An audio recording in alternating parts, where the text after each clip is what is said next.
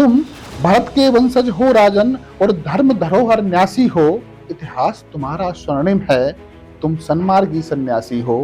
तुम न्यासधारी हो महीपति। मैं भावनाएं लिखता हूँ, बेसिकली कविताएं नहीं लिखता, भावनाएं लिखता हूँ। असल में होता यह है कि कोशिश मैं भी करता हूँ, कलम उठती है, 2 पंक्तियां लिखती है, तीसरी में वो फिट नहीं हो पाता तो वहीं छोड़ देता, मतलब अपने भावों को वहीं मार देता हूँ। फिर सोचता हूँ कि भावों को मारिए बताइए। उस समय आपने 1 वर्ष तक पढ़ाई की, रीवा कॉलेज में आपने पढ़ाई की, मेडिकल कॉलेज। उसके बाद फिर आप यहाँ आ गए। घर पे पिताजी ने डांटा नहीं कि मुश्किल से तो तुम यहाँ पढ़ाई करने पहुंचे थे, फिर तुम यहाँ घर वापस आ गए हो, फिर बीएससी करने लगे। बचपन से लाल बत्ती की जो गाड़ी है वो मुझे बड़ी आकर्षित करती है। बचपन में जब पुलिस वाले जब आते थे लेके तो उनकी गाड़ी पे लगा रहता था तो बड़ा आकर्षित करता था कैसा अधिकारी बनना है। वो तो पीएम तो इसलिए पास किया कि वो किसी ने मुझे गधा के दिया था। एक दुबला पतला सा लड़का 23 साल की उम्र का, वो फूड इंस्पेक्टर बन के अपने क्षेत्र में जाता है तो लोग सीरियस लेते थे उस समय के नहीं लेते थे। मतलब चुनौती तो उस समय यही थी। बिल्कुल सही। बहुत दुबला पतला था, छोटा सा था तो लोग अधिकारी नहीं समझते थे। मूछ रखना मैंने तभी से स्टार्ट किया कि कम से कम कुछ समझो सी, लगभग अधिकारी तो समझे। लगभग 11 बजे के आसपास टीआई का फोन आता है कि सर वो एक बच्चा बोरवेल में गिर गया। वो बच्चा लगभग 40 फीट पे फंसा हुआ था नीचे, 15-1 फीट पे चट्टान आ गई। 30 घंटे में होगा, 36 घंटे लगभग और लगेंगे। मैंने एक कलेक्टर साहब से कहा कि सर अपन इसको एक काम करते हैं, अपन इसको रस्सी से डाल के भी निकाल सकते। पहले तो कलेक्टर साहब में थोड़े से नाराज हुए कि नहीं यार ऐसा नहीं होगा। हमने रस्सी डाली एसडीआरएफ की टीम ने और वो बच्चे ने। एक और खास बात आती है कि नेताजी आपसे कहते हैं कि नेता हम हैं, नेतागिरी हमें करने दो, आप अधिकारी हैं, आप नौकरी करिए। कोई भी काम करने के लिए निर्धारित मूल्य है, निर्धारित नियम है, उसके बियॉन्ड ना तो अधिकारी जा सकता ना ही कोई जनप्रतिनिधि। अधिकारियों को देखते हैं तो वो इतना व्यस्त रहते हैं, सारी की सारी स्थिति उनकी बनी होती है तो लोग कहते हैं फोन लगाएं कि ना लगाएं, अभी उठाएंगे कि नहीं उठाएंगे। उतने में एक के बाद एक पुस्तक आती जा रही है। वो पुस्तक ऐसी भी नहीं, बड़ी इंस्पायरिंग पुस्तक है। मेरे ख्याल से प्रशासन का आपके लेखन से कोई सरोकार नहीं है।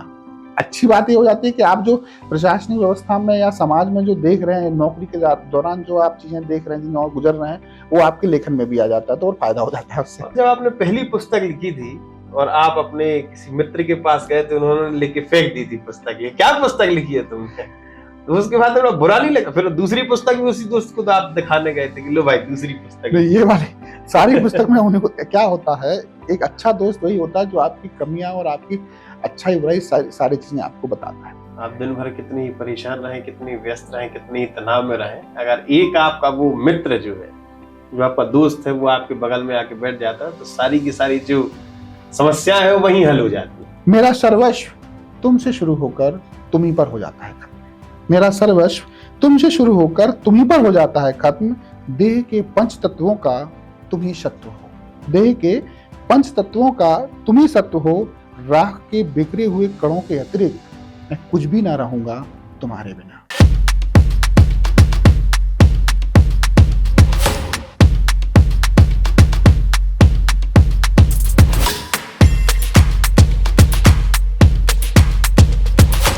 एक प्रशासनिक अधिकारी बिना सोए बिना भोजन किए हुए रेस्क्यू ऑपरेशन में जुटा रहता है। 3 दिन बाद रेस्क्यू ऑपरेशन सफलतापूर्वक संपन्न होता है। बोरवेल में फंसे एक नन्ही सी जान को निकाला जाता है और सबसे पहले वहां पर पदस्थ एसडीएम मतलब प्रशासनिक अधिकारी के हाथों में सौंप दिया जाता है। उस दिन उस अधिकारी को यह महसूस होता है कि शायद उसकी नौकरी करना आज सफल हुआ है। उसी समय पर पिता के उन मूल्यों को भी याद आता है जिन मूल्यों को सोचते समझते, जिन मूल्यों को अपना सारथी बनाकर वो एक अच्छे प्रशासनिक अधिकारी बने, अच्छे लेखक बने। आज हमारे साथ मौजूद है श्री जीवन रजक जी, सॉरी डॉक्टर जीवन रजक जी। नमस्कार। आप मध्य प्रदेश शासन में अपर कलेक्टर हैं? नहीं, संयुक्त कलेक्टर है। संयुक्त कलेक्टर है। चलिए, तो भाई साहब यहीं से शुरू करेंगे कि किस तरह से वो क्या विषय था कि आपके हाथ में बच्चे को लेकर दे दिया गया, उस समय की बहुत आगे की कहानी आप बताइएगा। मुझे अच्छे से याद है, उस दिन मैं किसी काम से भोपाल आया हुआ था। लगभग 11 बजे के आसपास टीआई का फोन आता है कि सर वो एक बच्चा बोरवेल में गिर गया। तो अब सूखे हुए बोरवेल में बच्चा गिरना, पहले अपन ऐसी घटनाएं हम देख चुके थे, बहुत सारी घटनाएं होती हैं। प्रिंस की एक घटना हुई थी शायद उड़ीसा में या बिहार में हुई थी। तो फिर मैं फटाफट फोन पे जो कर सकता था अरेंजमेंट जेसीबी का, ऑक्सीजन का, वो किया और फिर मैं कलेक्टर साहब से को मैंने इन्फॉर्म किया कि साहब ऐसा ऐसा हो गया। फिर मैं वहां पहुंचा, पर हमने उसका रेस्क्यू करना शुरू किया। और रेस्क्यू में जब किसी बच्चे को अपन निकालते हैं, बोरवेल से निकालने का एक सीधा सेट पैरामीटर है कि भाई दूर से कूद के लेके जाएंगे, फिर वहाँ हाथ से कूद के एक सुरंग बनाएंगे, फिर निकालेंगे। थोड़ी देर बाद सेना भी वहां पहुंच गई, एसडीआरएफ की टीम भी वहां पहुंच गई, तो वो हम ड्रिल कर रहे थे उसको। तो उतने में कलेक्टर साहब भी आ गए, उतने समय बाद कलेक्टर साहब भी वहां मौके पे पहुंच गए। तो हमने उसको ड्रिल किया, तो करते करते 15 एक फीट पे वो बच्चा लगभग 40 फीट पे फंसा हुआ था नीचे। 15 एक फीट पे चट्टान आ गई। अब बड़ा टेंशन, अब चट्टान को काटना, हमने चट्टान को 40 फीट तक काटा। अब चट्टान को दूर से काटा, यहाँ बोरवेल है, यहाँ दूर से हमने काटा, नीचे तक ले गए काटते काटते, लगभग 36 घंटे के आसपास हो गया। अब वो उस चट्टान से सुरंग बनाना वो बड़ा टिपिकल टास्क था। कलेक्टर साहब ने कहा, मैंने भी कलेक्टर साहब से कहा सर अब क्या करें। डॉक्टर्स बोले कि भाई बच्चा 36 घंटे कम से कम और लगेंगे, 36 घंटे में होगा, 36 घंटे लगभग और लगेंगे। कलेक्टर साहब आशीष सिंह साहब कलेक्टर थे आजकल जो इंदौर कलेक्टर हैं, उनका बड़ा ही प्रशासनिक नेतृत्व है। वो कलेक्टर साहब पूरे समय वहां खड़े रहे, पूरे 36 घंटे वहां मौके पे खड़े रहे। वो कई वो कलेक्टर होने के बाद भी उनके चेहरे पे दाने निकले आए, लेकिन वहां खड़े रहे। मैं वहां एसडीएम था, तो वो खड़े रहे, काम चलता रहा। गांव वालों ने भी बहुत सपोर्ट किया, सारी पूरी प्रशासनिक मशीनरी का। हमने मैंने फिर कहा कलेक्टर साहब से कि सर अपन इसको, बच्चा अभी बोल रहा है, एक्टिविटी कर रहा है, हमने कैमरे डाल रखे थे नए तरह से, एक मतलब पूरा टेक्निकली हमने रेस्क्यू किया, कैमरे अंदर डाल रखे थे ताकि हमें उसकी एक्टिविटी हमें समझ में आ रही थी ये कर क्या रहा है। जूस वूस भी, दूध भी उसको पिला रहे थे वहां से। मैंने कलेक्टर साहब से कहा कि सर अपन इसको एक काम करते हैं, अपन गांव के आदमी, अपने गांव की टेक्निक सारी पता है, गांव में कैसे बच्चा साहब अभी पूरी एक्टिविटी कर रहा है, अपन इसको रस्सी से डाल के भी निकाल सकते हैं। पहले तो कलेक्टर साहब में थोड़े से नाराज हुए कि नहीं यार ऐसा नहीं होगा। फिर उनको जो भी समझ में आया, उन्होंने तुरंत निर्णय लिया, बोले ठीक है अपन ऐसा करते हैं। हमने रस्सी डाली एसडीआरएफ की टीम ने, और वो बच्चा इतना मतलब जीवट था उसके अंदर थी, उसने उस रस्सी को पकड़ा। 4 साल का बच्चा है, एक ट्राइबल का बच्चा 4 साल का, उसने पकड़ा, दोनों हाथों में उस रस्सी को डाला और टाइट किया अपने हाथ से और ऐसे पकड़ लिया, और हमने उसको ऊपर निकाल लिया। उसको कुछ संदेश दिया होगा कि बेटा ये पकड़ो, या फिर किस तरीके से? वो अब वहां कुछ जाने ऐसी व्यवस्था थी नहीं, लेकिन उसको समझ में आ गया था करना क्या है, तो उसने किया और वो बच्चा ऊपर आ गया। और ऊपर आते से ही उसने 36 घंटे इतनी से बोर में कोई बच्चा फंसा रहे, तो मुझे लगता है वो डर के मारे ही उसकी वो खत्म हो जाए। लेकिन वो एक ट्राइबल का एक मजदूर का बच्चा था, मजदूर करने के बाहर से आए थे, वो तो सूखे हुए खेत में वो गिर गए। उसको निकाला, बाहर आया, स्वस्थ था। हम लेके उसको हॉस्पिटल गए, हॉस्पिटल में उसको एडमिट किया, एकदम स्वस्थ, कोई प्रॉब्लम नहीं। वहां बोले मुझे समोसा खाना है, तो उसको समोसा खिलाया। और वो बच्चा मतलब हमने उसको जब जीवित निकाला, क्योंकि ऐसे मामलों में बहुत कम चांसेस होते हैं कि आप किसी के जीवन को बचा पाओ। जब हमने उसको जीवित निकाला तो बड़ा एक आत्मसंतोष हुआ कि यार एक अधिकारी होने का मतलब कि आज हम अधिकारी हैं और हमने एक अच्छा काम किया और एक जीवन को बचाया। इस मामले में, इस प्रकरण में हमारे जो कलेक्टर साहब हैं रहे थे उस समय, आशीष सिंह साहब, उनका बड़ी भूमिका थी। उन्होंने वो खड़े रहे, एक तो 24 घंटे में वो खड़े रहे पूरे टाइम, तो सारी प्रशासनिक मशीनरी पूरी अलर्टता से काम करती रही। और उनमें जो निर्णय लेने की उनकी क्षमता है, मैं बहुत सारे अधिकारियों के साथ अपने जीवन में काम किया हूँ, लेकिन वो उनका गजब का डिसीजन मेकिंग पावर है। उनका बड़ा महती भूमिका थी और वो हम उसको बचा पाए, ये हमारी मतलब बहुत बड़ी हम उपलब्धि कह सकते हैं कि हमारी उपलब्धि है। आपने जब कहा कि चूंकि ग्रामीण परिवेश की है, गांव से आते हैं आप और मैं, एक ही जिले से हूं, तो शुरू से जब देखा जाता है, हमने जानने की कोशिश की, तो लगातार बचपन से ही संघर्ष में जो है जीवन रहा। शुरुआत में घर पर संघर्ष, निर्धनता, उसके बाद शिक्षा के क्षेत्र में संघर्ष, स्वास्थ्य के क्षेत्र में संघर्ष। सुनने में ये आता है कि एक बार आपका स्वास्थ्य खराब हुआ था, तो इतनी गर्मी की वजह से शायद आपकी जो जीभ है वो बाहर निकल के रह गई थी। तो किस तरीके से संघर्षों को आपने देखते हुए, नापते हुए, लांघते हुए आगे निकले? देखिए, मुझे ऐसा लगता है आशुतोष जी कि जीवन में जो संघर्ष है वो जीवन का एक अनिवार्य पार्ट है।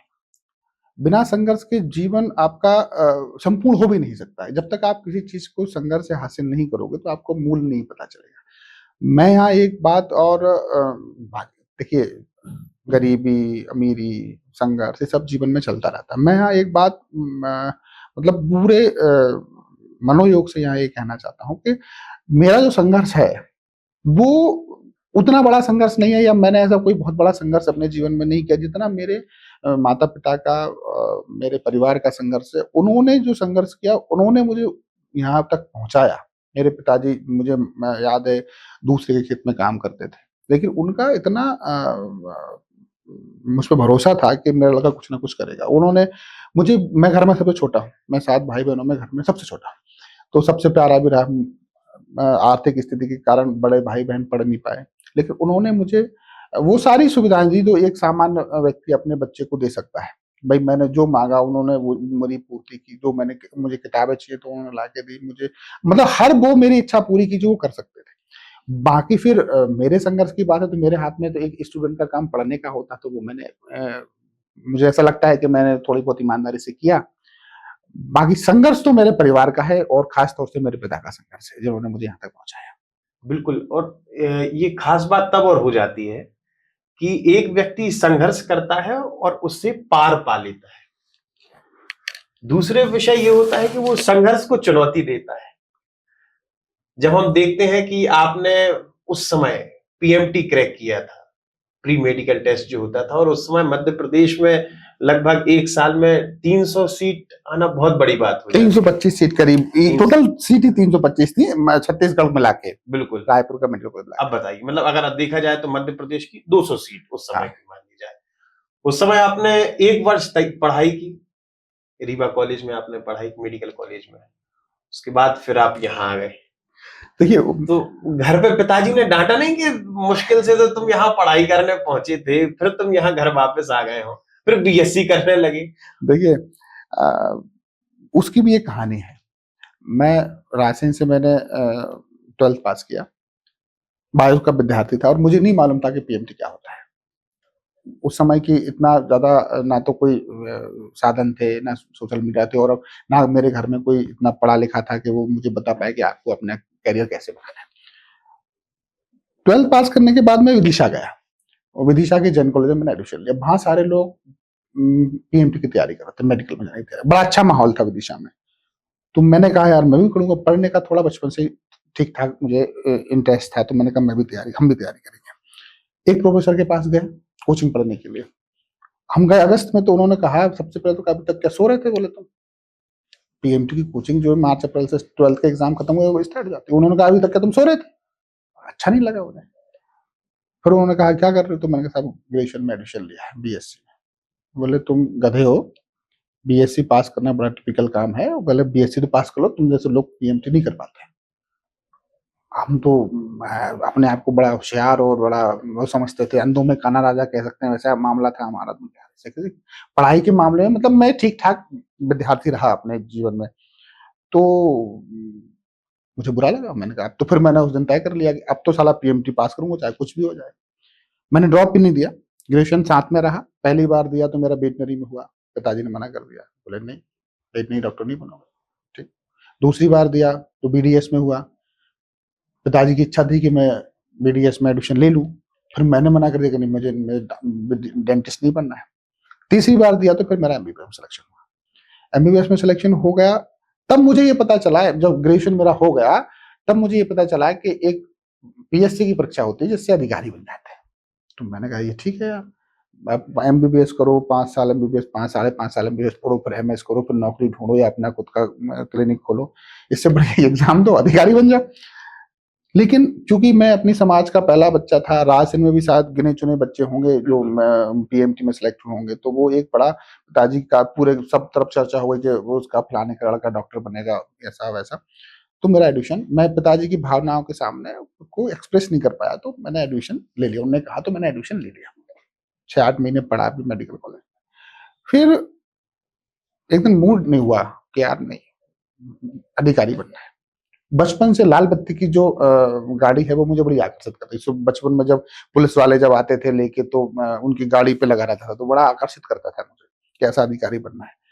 वो तो पीएमटी तो इसलिए पास किया कि वो किसी ने मुझे गधा के दिया था। तो फिर एक दिन सब कुछ छोड़ छाड़ के मैं आ गया।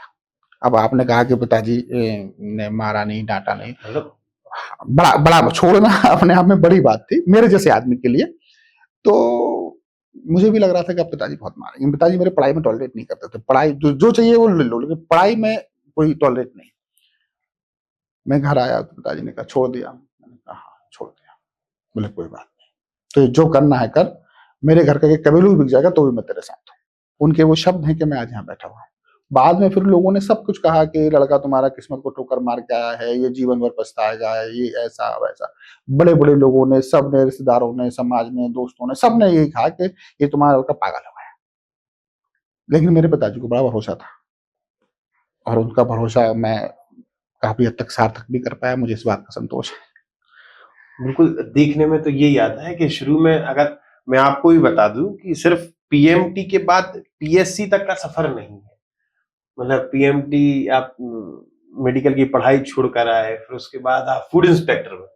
हाँ, मैं क्या और हुआ, उस समय एक और खास मैं बीच में रुकूंगा कि एक दुबला पतला सा लड़का 23 साल की उम्र का वो फूड इंस्पेक्टर बन के अपने क्षेत्र में जाता है, तो लोग सीरियस लेते थे उस समय के नहीं लेते थे। नहीं मतलब क्या सबसे हुआ, बड़ी चुनौती तो क्या उस समय यही थी। क्या हुआ कि अब छोड़ दिया, 2000 में छोड़ के आ गए। उस समय पीएससी का एग्जाम नहीं हुआ 2-3-4 साल।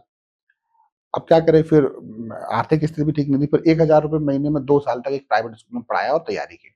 2003 में जब मैं 22 साल का रहा हूँगा तो मैंने फूड इंस्पेक्टर में बना। उस समय मेरा काफी सिलेक्शन हुए। बिल्कुल सही, बड़ा दुबला पतला था, छोटा सा था, तो लोग अधिकारी नहीं समझते थे। मूछ रखना मैंने तभी से स्टार्ट किया है कि कम से कम कुछ समझो सही, लोग अधिकारी तो समझे। तो लेकिन ठीक है, वो फर्क नहीं पड़ता उससे। आपके काम करने का तरीका क्या है उससे फर्क पड़ता है चीजों को लेके। पोस्टिंग मेरी टीकमगढ़ कर दी वहां पहली बार में। अब वो उस समय बड़ा दूर लगता था कि अब मैं, मेरे अंदर बहुत होम सिकनेस बहुत ज्यादा है। लेकिन जहां भी मैं रहा, जहां भी मैंने नौकरी की, लोगों का भी बड़ा सहयोग मिला, प्रशासन का भी मिला और अच्छे से सब कुछ बड़ा बढ़िया चला। तो उस समय मतलब फिर आप फूड इंस्पेक्टर बने, तो हाँ, कुछ एक किस्सा जो उस समय की नौकरी में कुछ आपको ध्यान आता हो कि कुछ ऐसा हुआ था कि जो जानना चाहिए। नहीं ऐसा तो ऐसे चीज कुछ नहीं हुआ। क्या हुआ, मैं, मेरे साथ एक अच्छी बात ये रही कि मैं बड़ा, क्योंकि टीकमगढ़ वाला जो क्षेत्र था बड़ा उस समय और भी ज्यादा ठीक नहीं था। एक बार मैं बिल्कुल उत्तर प्रदेश की बॉर्डर पे कोई कार्रवाई कर रहा था, सैंपल ले रहा था, कोर्ट में था, सैंपल ले रहा था। तो वहां पूरा मार्केट बंद। वहां तो ऐसा होता है जब अगर इंस्पेक्टर साहब गए हैं तो पूरा मार्केट बंद, मार्केट एकदम बंद हो गया। तो 200 लोगों ने लगभग मुझे घेर लिया। अब मुझे लगा, और मैं था, मेरा ड्राइवर और मेरा एक असिस्टेंट, मैं सैंपल ले रहा था, तो मुझे लगा यार ये लोग अब परेशान करेंगे। वो उत्तर प्रदेश की बॉर्डर पर था। मैंने फटाफट सैंपल नंपल पैक किया, साइन वाइन कराए और मैं गाड़ी में बैठा। मैंने कहा चलो, जब तक ये कोई प्लान करे तो वहां से निकल लो। उनने पूछा, लोगों ने, साहब कहाँ जा रहे हो? मैंने कहा मैं निवाड़ी जा रहा हूँ, ओरछा जा रहा हूँ, जबकि मैं ओरछा से होके गया था वहां। बस यूं सडनली दिमाग क्लिक किया कि मैं ओरछा जा रहा हूँ। और मैं वहां से ओरछा नहीं गया, दूसरा रास्ता था, निवाड़ी होकर मैं टीकमगढ़ आया। मैं टीकमगढ़ नहीं पहुंच पाया। लोगों का, मेरे कुछ अपने परिचित के लोग का फोन आया, बोले साहब आप कहाँ हो? मैं टीकमगढ़ में हूँ। मैंने कहा क्यों? बोले साहब कम से कम 25 लोग आपको ढूंढते ढूंढते पृथ्वीपुर तक आए। तो मैंने कहा अरे ये ठीक है, अगर वो मिल जाता साले वो पता नहीं क्या करते, सैंपल फोड़ देते या जो भी घटनाक्रम होता। तो कभी कभी, हालांकि सब ईश्वर की उससे होता है, इच्छा से क्या हो रहा है, लेकिन आपका प्रेजेंस ऑफ माइंड क्या काम करते नहीं पता। लेकिन समर्थन की अगर बात की जाए तो सुनने में ये भी आता है कि जहां भी जीवन सर जाते हैं, वहां के लोगों का स्नेह उनके प्रति वो जुड़ जाता है। भले वो आपका खातेगांव हो, देवास हो, टीकमगढ़ हो।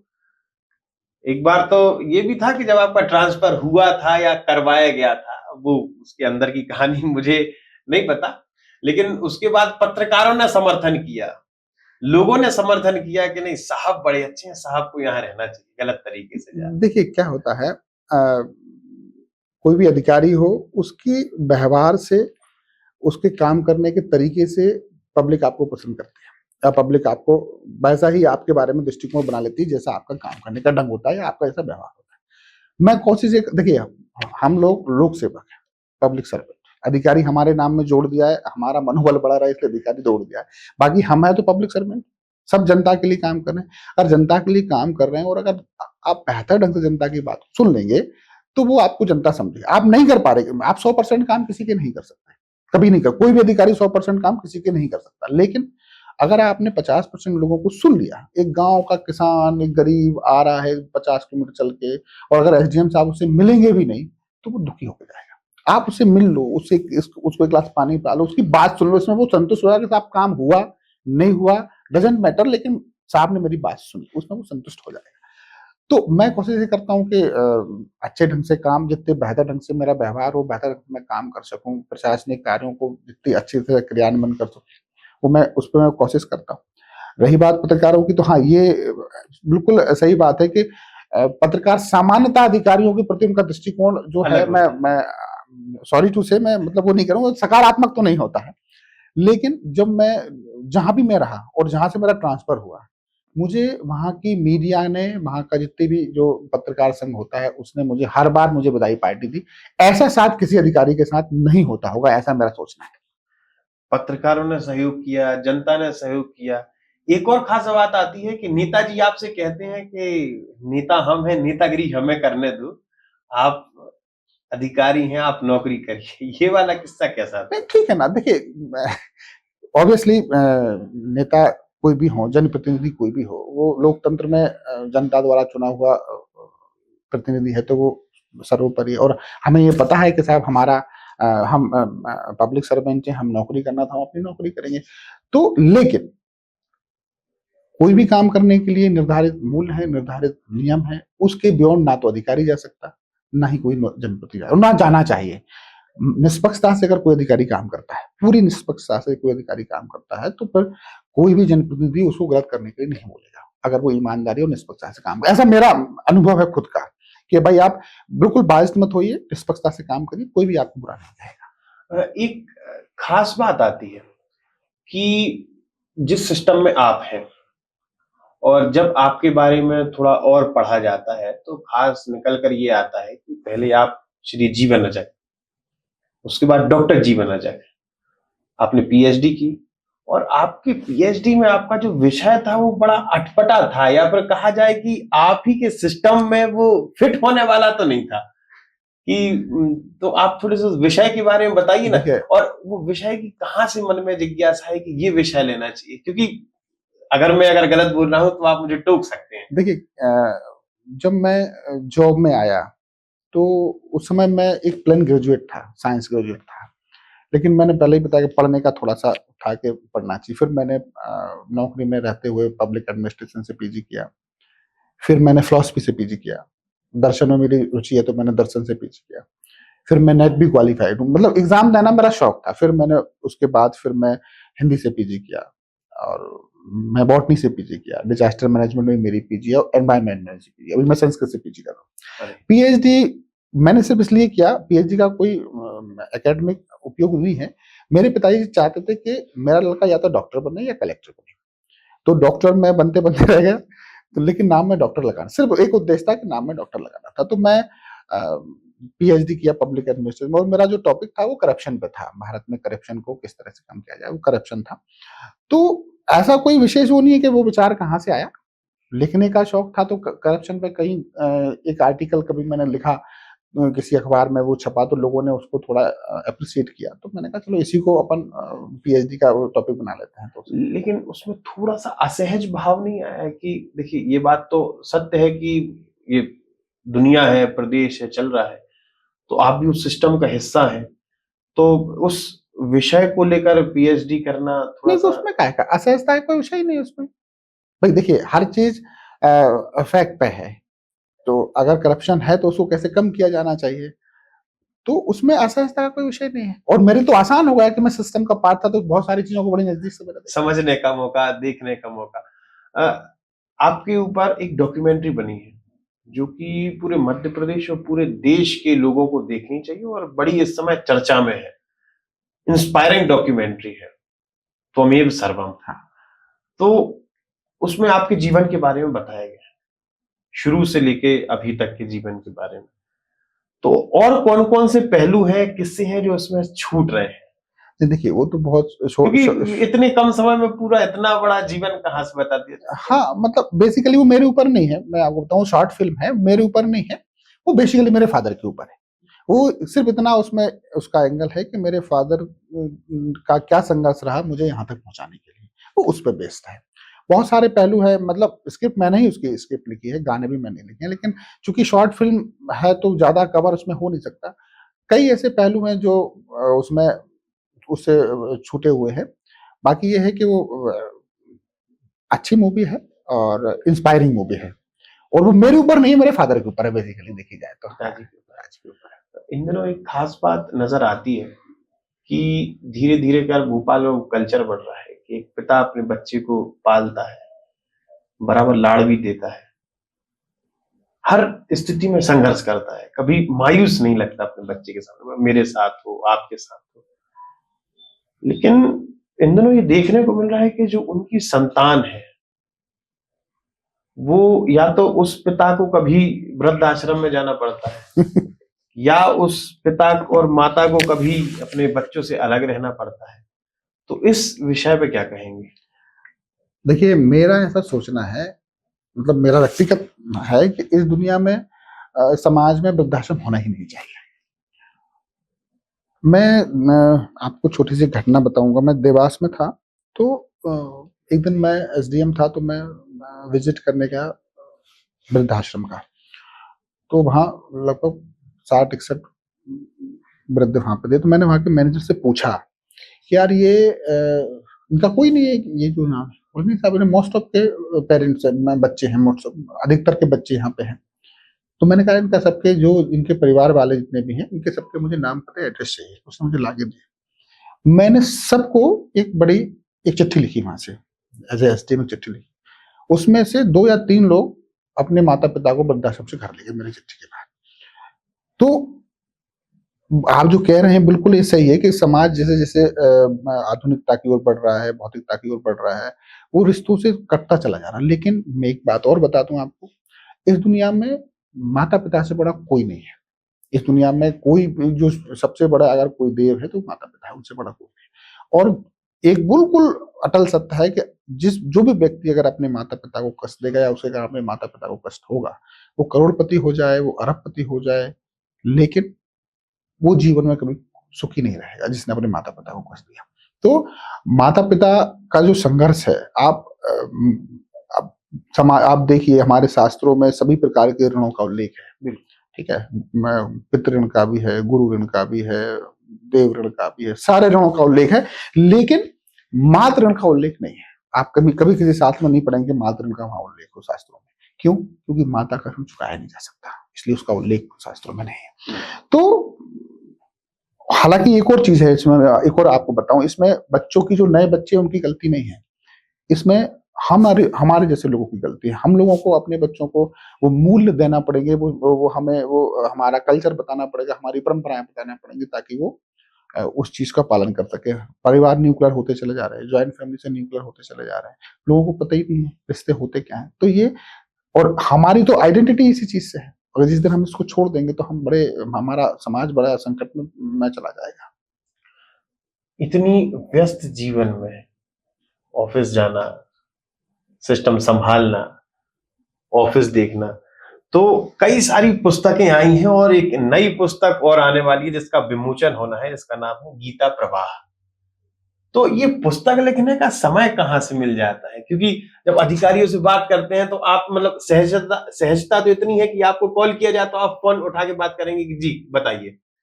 अधिकारियों को देखते हैं तो वो इतना व्यस्त रहते हैं, सारी की सारी स्थिति उनकी बनी होती है, तो लोग कहते हैं फोन लगाएं कि ना लगाएं, अभी उठाएंगे कि नहीं उठाएंगे। उतने में एक के बाद एक पुस्तक आती जा रही है, वो पुस्तक ऐसी भी नहीं, बड़ी इंस्पायरिंग पुस्तक है। और ये जो पुस्तक जो गीता प्रवाह है, जो हमारे दिनकर जी की रश्मि रति थी, उसी तरह से आपने गीता जी को जो है कविता के तौर पर इसको लिखने का प्रयास किया है, और आप भी पढ़िए। तो ये कहाँ से ये देखिए मुझे एक तो ये कि ऐसा नहीं है कि अधिकारी फोन नहीं उठाते या बहुत व्यस्त रहते, ऐसा मैं ऐसा नहीं समझता। ठीक है, काम सरकारी काम है, आदमी आजकल सरकार के काम भी बहुत ज्यादा व्यस्त हो गए, लेकिन सरकार का काम आप 8 घंटे करोगे, 10 घंटे करोगे ना, 24 घंटे तो है ना अपने पास। और फिर नौकरी के साथ साथ आपको अपना एक शौक जो आपको संतोष प्रदान करता है वो आपको जीवित रखना जरूरी, नहीं तो आप जीवन आपका बड़ा ही नीरस टाइप का हो जाएगा। लिखने का शौक मुझे, मैं बेसिकली कविताएं लिखता हूँ, तो लिखने का शौक मुझे बचपन से है। छोटी छोटी, पहले बहुत जब छोटा था तो अखबारों में छोटे छोटे आर्टिकल लिखता था, छोटी छोटी कविताएं लिखता था। जब मैं कविता एक पूरी हो जाती है तो वो एक कवि को जितना संतोष होता है उसकी अनुभूति अलग तरह की होती है। तो सुबह मेरा आज भी आदत है, बचपन से लेकर आज तक मैं रोज सुबह पढ़ता हूँ। ऑफिस जाने के पहले मैं रोज पढ़ता हूँ। मेरा पढ़ने की या लिखने की मेरी आदत है। जब भी मुझे समय मिलता है मैं पढ़ता हूँ, तो उससे मुझे लिखने से मुझे संतोष भी मिलता है और मुझे एक ऊर्जा भी मिलती है कि मैं अगर कोई चीज लिख रहा हूँ। क्या होता है जब किसी व्यक्ति की कोई किताब पब्लिश होती है तो किताब का लेखन एक बड़ा काम है, तो जब वो प्रकाशित होती है तो बड़ा खुशी होती है। आप भाई आज आप मेरी किताब पे चर्चा कर रहे हैं, क्यों कर रहे हैं चर्चा? क्योंकि किताब मेरी है ना, इसलिए। तो आपके दिमाग में है कि यार ये आदमी अधिकारी होने के साथ साथ एक साहित्यकार भी। फिर एक लोगों की अप्रोच बनती है, दिमाग का दृष्टिकोण बनता है कि यार ये आदमी कैसा होगा, अगर कोई साहित्यकार आदमी है तो वो कैसा अधिकारी होगा। तो मेरे ख्याल से प्रशासन का आपके लेखन से कोई सरोकार नहीं है। अच्छी बात ये हो जाती है कि आप जो प्रशासनिक व्यवस्था में या समाज में जो देख रहे हैं, नौकरी के दौरान जो आप चीजें देख रहे हैं, जिन और गुजर रहे हैं, वो आपके लेखन में भी आ जाता है, तो और फायदा हो जाता है उससे। लिखन की बात ये है कि खुद को थतोलने का एक बहुत अच्छा माध्यम ये है पुस्तक। और सुनने में तो ये भी आया था जब आपने पहली पुस्तक लिखी थी और आप अपने किसी मित्र के पास गए तो उन्होंने लिख के फेंक दी थी पुस्तक। ये क्या पुस्तक लिखी है तुमने? तो उसके बाद थोड़ा बुरा नहीं लगा? फिर दूसरी पुस्तक भी उसी दोस्त को तो आप दिखाने गए थे कि लो भाई दूसरी पुस्तक नहीं, ये वाली सारी पुस्तक में उन्हें क्या होता है, एक अच्छा दोस्त वही होता है जो आपकी कमियां और आपकी अच्छाई बुराई सारी चीजें आपको बताता है।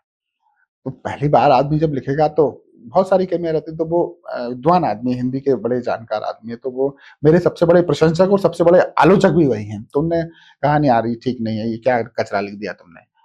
कोई बात नहीं, दूसरी भी उन्होंने ज्यादा अप्रिशिएट नहीं की। फिर जब आगे पुस्तक लिखी, अब इस पुस्तक के बड़े प्रशंसक है, यार तुमने क्या लिख दिया बोले। तो एक दोस्त जो है वो आपका अच्छा दोस्त वही है जो आपकी कमियों को आपके सामने बताए।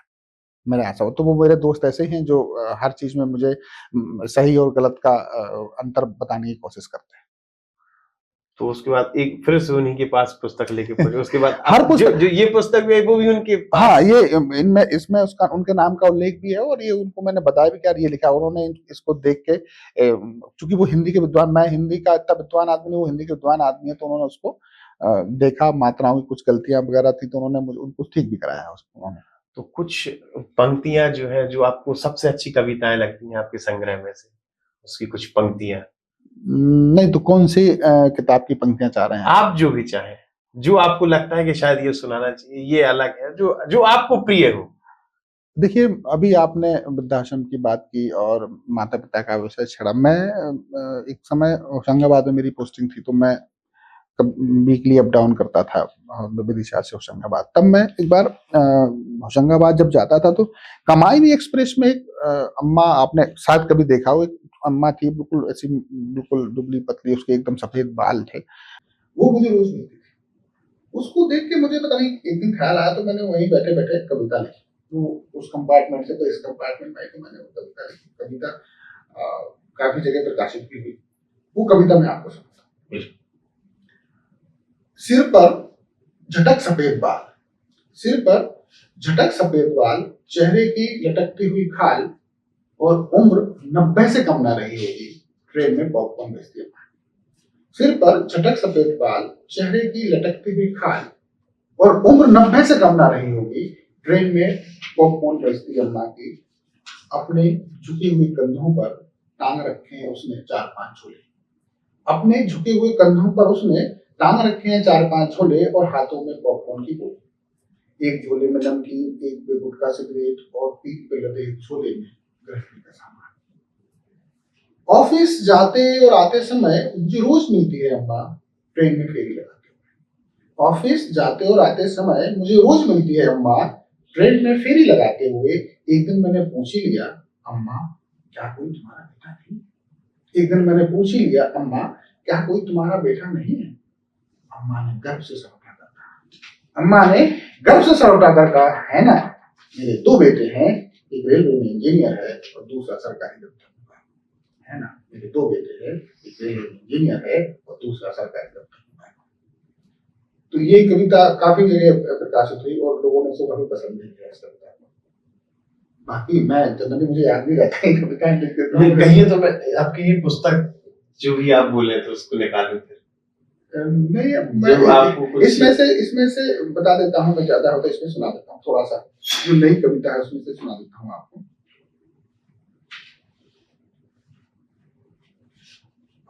ये जो किताब है जिसकी आपने भी चर्चा की था, ये बेसिकली श्रीमद् भगवद गीता को के भाव का मैंने सामान्य हिंदी में उसका काव्य रूपांतरण किया है और ये मात्रात्मक शब्द में है।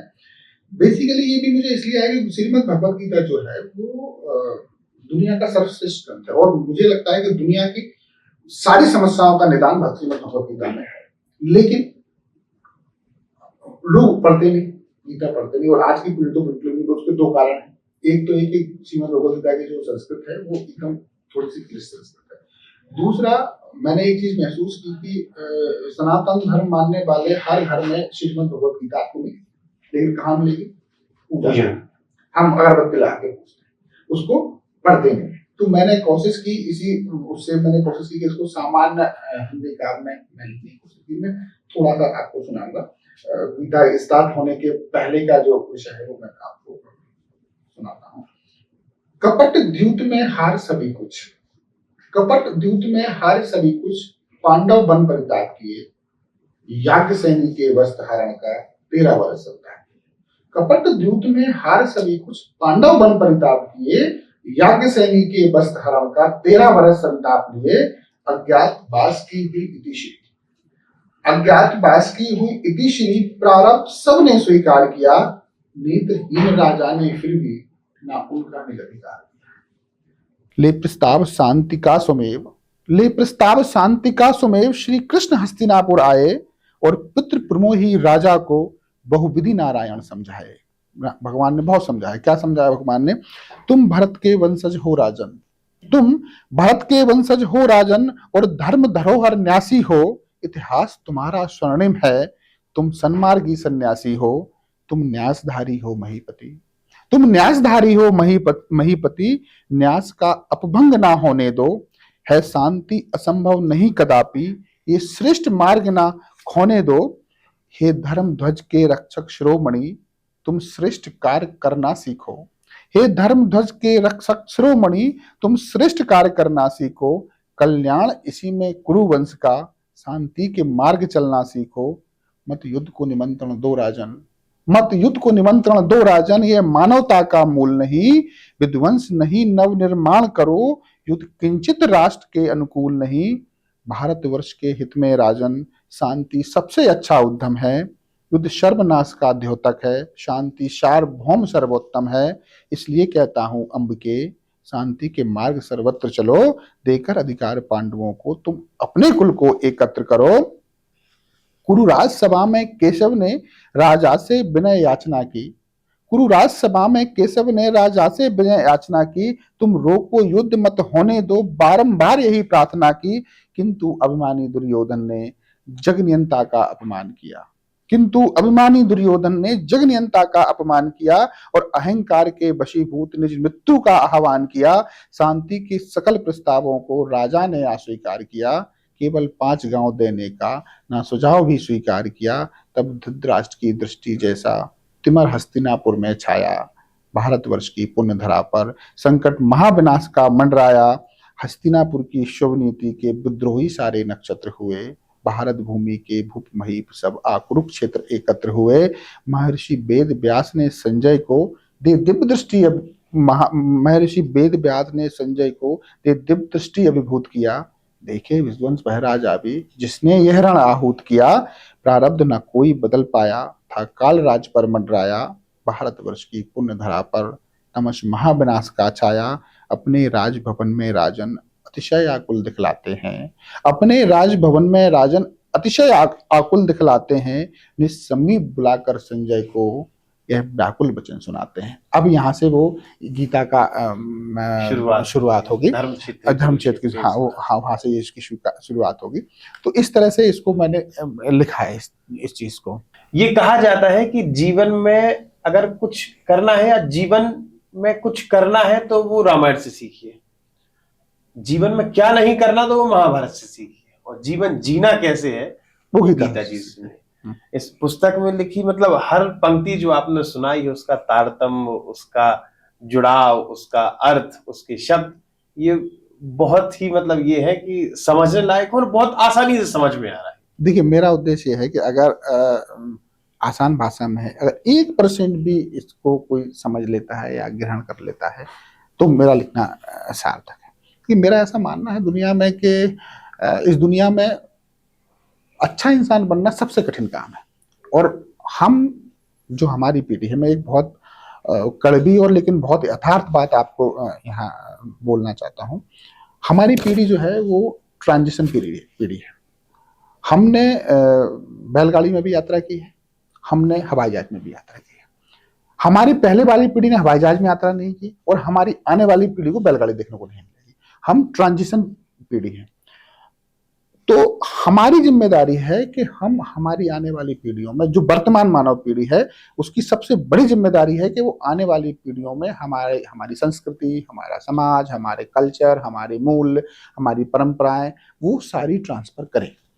लेकिन मुझे बड़ा दुख भी है और बहुत सारी चीजें हम नहीं कर पा रहे हैं। हमारे बच्चे टिकटॉक देख के बड़े हो रहे हैं। हमारा बच्चा खाना नहीं खाता तो हम मोबाइल पर वीडियो दिखा देते हैं तो खाना खाता। तो हम क्या, हमारे बच्चों को परिवार के बारे में नहीं पता, रिश्तेदारों के, नातेदारों के बारे में नहीं पता, कौन क्या होता है, उसको समाज के मूल्य परंपराएं नहीं पता हमारे बच्चों को, तो वो क्या देख के बड़े होंगे। हम उनको ट्रांसफर करने में काफी हद तक सफल नहीं हो पा रहे। और ये बहुत ही सामाजिक दृष्टि से, भारतवर्ष की सामाजिक दृष्टि से बहुत ही कहना चाहिए संकट का विषय, चिंता का विषय। अगर हम हमारे मूल्यों को आने वाली जनरेशन में ट्रांसफर करने में असफल रहे तो आप सोचिए आने वाली पीढ़ी के पास कुछ बचेगा नहीं, जो हमारा मूल है। जब उसके पास कुछ नहीं बचेगा तो आगे क्या होगा, उसके आने वाली पीढ़ी को वो क्या देगा। हम तो जानते हैं ना कि बैलगाड़ी क्या, हम बता पाएंगे हमारे बच्चों को बैलगाड़ी कैसी होती है? उसको तो पता ही नहीं कि बैलगाड़ी कैसी होती है, वो कैसे बताएगा? हमें पता ना कि भाई ये हमारे मौसा जी हैं, ये फूफा जी हैं, ये दादाजी, उसको तो पता ही नहीं होगा फूफा जी कौन हो, तो कैसे बताएगा दूसरे वालों को? तो हमारा मूल क्या है? हमारा मूल, भारत का मूल कभी भौतिकता नहीं रहा।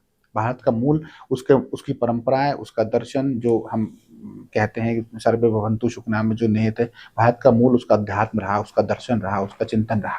वो हमें ट्रांसफर करना पड़ेगा। तो मेरी भी कोशिश यही है कि हमारी आने वाली पीढ़ियां हमारे समाज को समझें, भारतवर्ष की मूल को समझें, नहीं तो बड़ा सामाजिक संकट पैदा होने वाला है।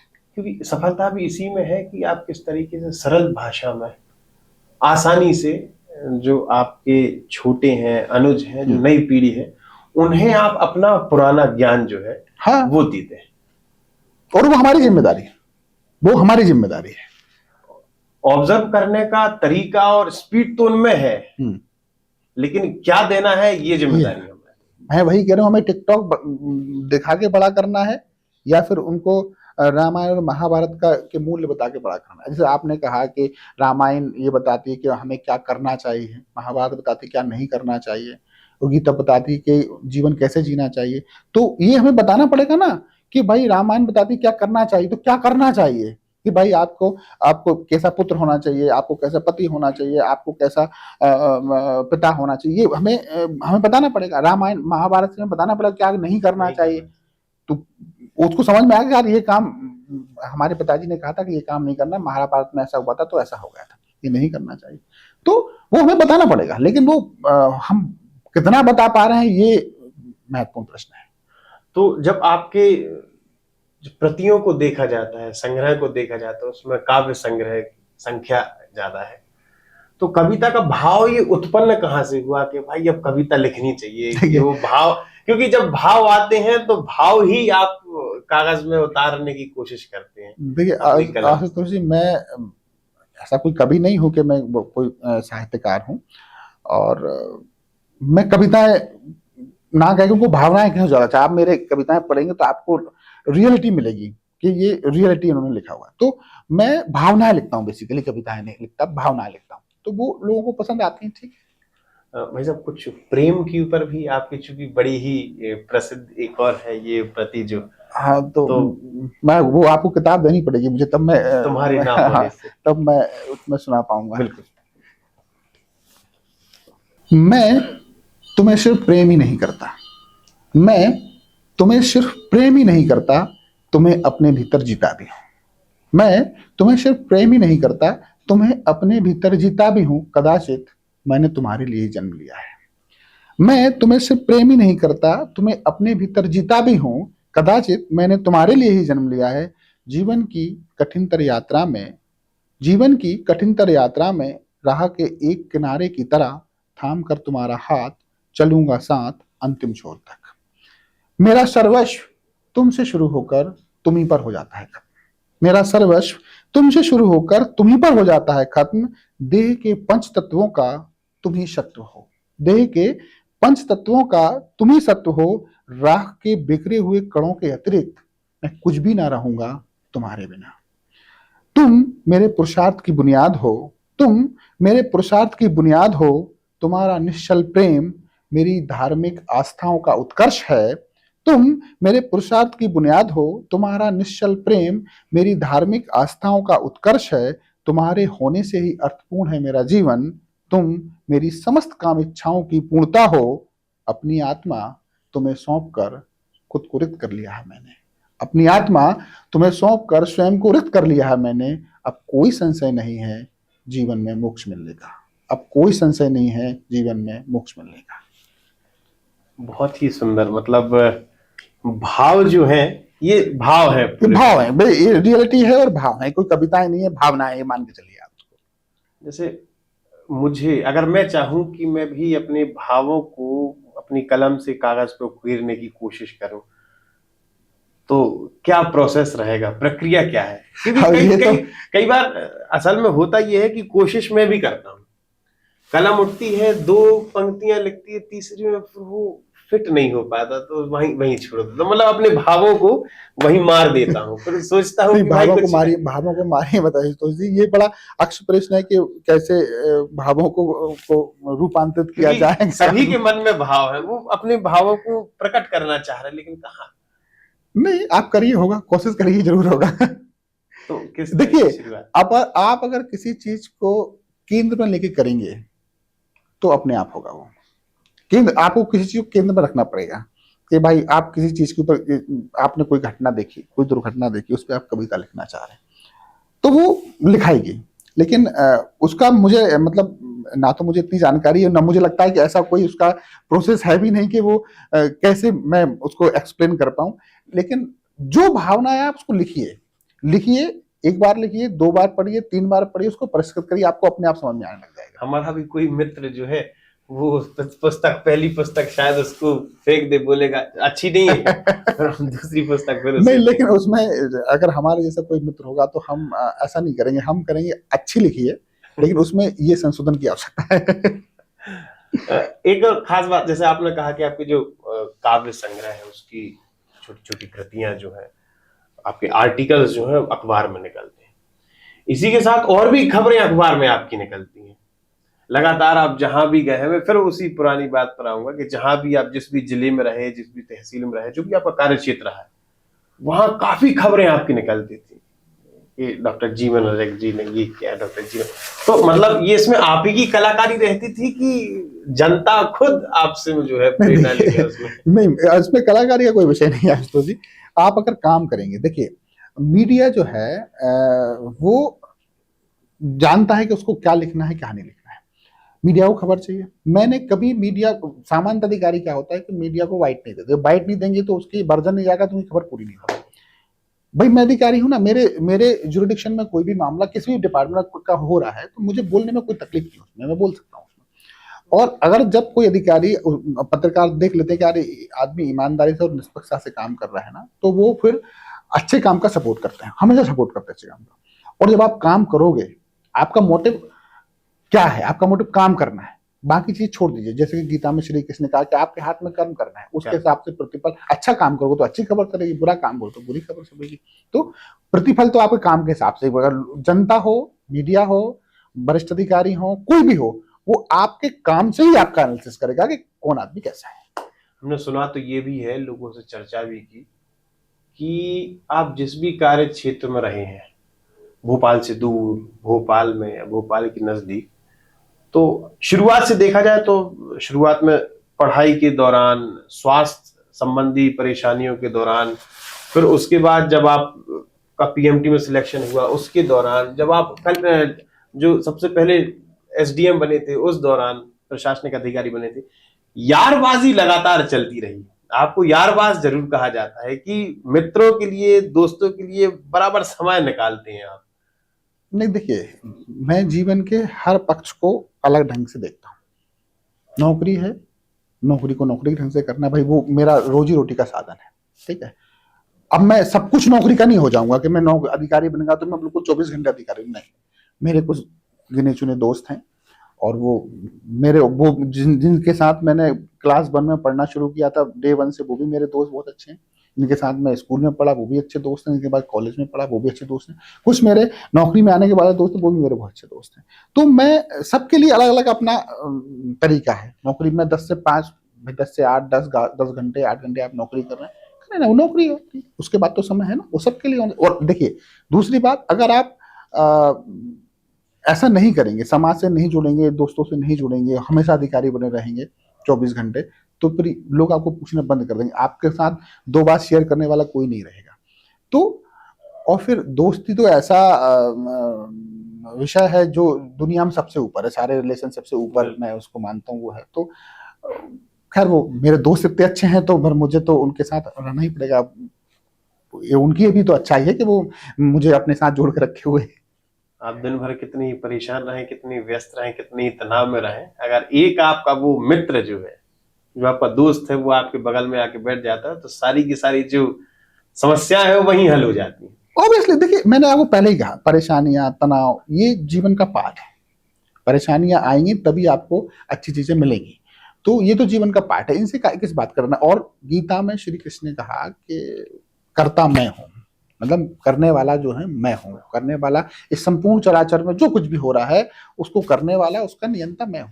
और फिर जब आपके हाथ में, मनुष्य के हाथ में केवल कर्म करना है कि भाई तुम अपना कर्म करो, तो हमें अपना कर्म ईमानदारी से करना चाहिए और बाकी फिर उसके ऊपर छोड़ देना चाहिए। जब करने वाला वो खुद ही है तो ऊपर वाले के हाथ में सब छोड़ देना चाहिए। उसने भी, आप इसको भी समझिए, लोग इसका भाव भी अलग मतलब से निकालते हैं कि कोई सब कुछ ईश्वर थोड़ी ना कर देगा। इसका भाव समझिए क्या है। उसने, श्री कृष्ण ने गीता में कहा कि मैं निराकार हूं और संपूर्ण जगत का नियंता हूं, मतलब, और मैं तेरे भीतर हूं। उन्होंने कहा कि मैं हर एक के भीतर भी हूं। कहने का मतलब क्या है कि भगवान हमारे अंदर नहीं बैठे, उसका मतलब ये नहीं कि भगवान हमारे अंदर बैठे हुए। उसका कहने का मतलब, श्री कृष्ण ने जो कहा उसका कहने ये मतलब है कि भाई एक भगवान, मतलब एक उन्होंने कहा कि मैं निराकार हूं, एक बिल्कुल सुपर अल्टीमेट पावर जो इस ब्रह्मांड को चला रही है। उनका कहना है कि तुम्हारे अंदर वो सुपर अल्टीमेट पावर है, यू कैन डू एनीथिंग। उनका कहने का मतलब, भगवान हमारे अंदर, इसका मतलब ये नहीं कि भगवान अंदर बैठे हुए कृष्ण जी बने बैठे हुए, नहीं।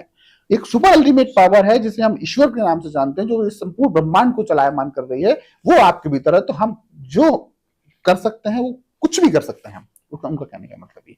तो फिर हमें अपना कर्म ईमानदारी से करना चाहिए, बाकी सब उस परम पिता पर छोड़ देना चाहिए। एक छोटा सा संदेश हमारे यहाँ जो एक बड़ी संख्या में एमपीपीएससी और कॉम्पिटिटिव एग्जाम की तैयारी करने वाले जो छात्र हैं उनको क्या देना चाहेंगे? देखिए, सफलता जो है, मैं 4 लाइन से बोलूंगा। सफलता किसी पेड़ पर लगा हुआ कोई फल, कोई जादू की छड़ी या किसी सेक चिल्ली की कल्पना नहीं है सफलता। किसी पेड़ पे लगा हुआ फल, कोई जादू की छड़ी या किसी सेक चिल्ली की कल्पना नहीं है सफलता। सफलता एक आयाम है अपने सर्वोच्च लक्ष्य को की सतत और पूर्ण प्राप्ति का। बहुत कोई बड़ा चीज नहीं है कि पीएससी में सिलेक्ट होना बड़ी चीज है। बस ये है कि आपका कमिटमेंट होना चाहिए और अगर आपने लक्ष्य निर्धारित कर लिया है कि हमें वहां तक पहुंचना है, तो फिर रुकना नहीं है। ऐसा नहीं कि आपने मंजिल तय कर ली और हम पर रुकना नहीं है, फिर वहां तक पहुंचना है। पॉजिटिव रहें जीवन में। पॉजिटिव, मैं कभी अपने जीवन में मैं नकारात्मक नहीं सोचा, और ये भरोसा रहता है कि मैंने किसी का बुरा नहीं किया तो ईश्वर मेरा बुरा नहीं करेगा। तो हमेशा पॉजिटिव रहें। और पीएससी या यूपीएससी या आईएएस कोई बहुत बड़ा नहीं है कि आप हमको क्रैक नहीं पड़ा। मैं 7 बार पीएससी की परीक्षा पास हूँ, अलग अलग नौकरी में 7 बार पास कर। ये मेरी 15वीं सरकारी नौकरी जो मैं कर रहा हूँ। तो कोई बड़ा टिपिकल काम, और मैं आज तक आपको आशुतोष जी बता दूं, और हमारे जो बच्चे जो नए तैयारी करे वो भी सुने, कि मैंने आज तक अपने जीवन में कहीं कोई कोचिंग नहीं पढ़ी है। ना पीएमटी के लिए कभी कोई कोचिंग पढ़ी और ना पीएससी के लिए कभी कोई कोचिंग पढ़ी। पड़े। और पूरी पीएससी की तैयारी नौकरी में रहते हुए किया। जब मैं डिप्टी कलेक्टर बना तब मैं भी बच्चे भी मेरे थे, जब मैं डिप्टी कलेक्टर बना। तो it is not a tough matter, इतना बड़ा टफ काम नहीं है कि आप नहीं कर सकते, लेकिन ईमानदारी बहुत जरूरी है। ईमानदारी मतलब अगर आप पढ़ रहे हैं तो आप सिर्फ पढ़ रहे हैं, तो कमिटमेंट के साथ करेंगे तो it is to be easy. लक्ष्य निर्धारित। तो डॉक्टर जीवन रजक जी का बहुत बहुत धन्यवाद। धन्यवाद आशुतोष जी, आपका डॉक्टर भी। साहब से ये बहुत कुछ सीखने मिला कि संघर्ष जो है वो जीवन का एक हिस्सा है और उनके पार आपको जाना है, जिसके बाद जो सफलता मिलती है वो इतनी बड़ी सफलता है कि उसके माध्यम से आप तो सही बल्कि आपके साथ जो लोग जुड़े हुए हैं, आपके परिवार वाले, आपके मित्र, आपके सहयोगी, आपके अगल बगल के लोग, उनको देखते हुए वो प्रसन्नता आपको प्राप्त होती है। निश्चित रूप से। तो संघर्ष करिए, लगातार बढ़ते रहिए। आपका बहुत बहुत धन्यवाद। और आयुध के लिए एक संदेश। आशुतोष जी, सबसे पहले तो मैं आयुध का धन्यवाद करूंगा कि उन्होंने मुझे यहाँ बुलाया और आपसे रूबरू होने का अवसर प्रदान किया। मेरा भी एक सौभाग्य, क्योंकि मैं बड़ा छोटा सा अधिकारी हूँ। अच्छा प्रयास आयुध का है, अच्छी बातें समाज तक पहुँचाना, लोगों तक पहुंचाना, नई पीढ़ी तक पहुंचाना, और हर सोशल मीडिया प्लेटफॉर्म पे एक अच्छा आयुध का एक अच्छा अपना वो है स्कोप है। तो अच्छा कंटेंट भी है, और अच्छा कंटेंट को जानने के लिए, समझने के लिए इसको सब्सक्राइब कर लें, फॉलो करें हमारा लोग, तो फिर उनको और अच्छा सीखने के लिए बहुत कुछ आयुध के माध्यम से मिलेगा। एक और आयुध से गुजारिश ये करूंगा कि कुछ ऐसा कंटेंट हमारी नई पीढ़ी तक पहुंचाया जाए, जो कुछ चीजें छूट रही हैं समाज में, जो हम देख रहे हैं, कुछ मूल्य छूट रहे हैं, कुछ परंपराएं छूट रही हैं, कुछ हमारा इतिहास छूट रहा है, कुछ हमारी संस्कृति छूट रही है आज की डेट में, इस भागम भाग की जो दुनिया है उसमें। तो कुछ ऐसा कंटेंट भी हमारे आने वाली पीढ़ियों तक पहुंचाएं, जिससे वो कुछ प्रेरणा ले सकें, कुछ सीख सकें और एक अपने जीवन चरित्र का अच्छा निर्माण कर सकें। तो मेरा ये आयुष से अनुरोध भी है, और मुझे यहाँ आमंत्रित किया इसके लिए तो मैं बहुत बहुत आभार और शुक्रिया। लगातार जुड़े रहने के लिए आयुध को सब्सक्राइब जरूर करें।